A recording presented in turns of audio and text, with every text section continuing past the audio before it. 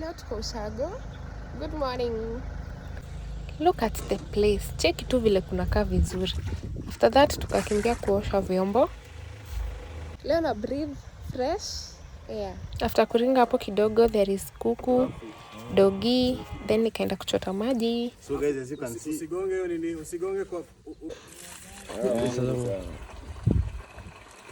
hii chai ilikuwa inachapa kofi jamani.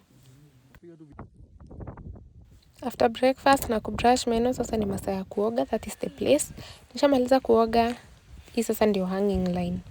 Yes, unaanika hapo manguo. We are making chapati. She doesn't know how to cook chapati. I know. Angalia ni wanaume wanapika na kwa hapo. Najua. Ujui utapika chapati ngumu.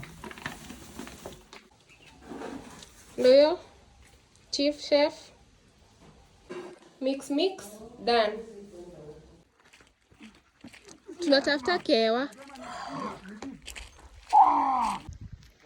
kama mpitia pale umeona.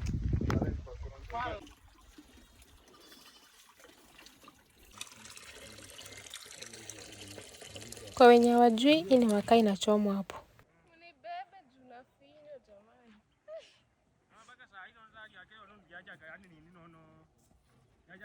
Unaangalia mna smile na nafinyo. Na bado. After kutoka kwa mto tulikimbia Bungoma for a few errands, vitu 1-2. Then tukarudi. This is the place now, tunarudi kwa nyumba. Ndio tukule zile chapati tulikuwa tunapika jamani.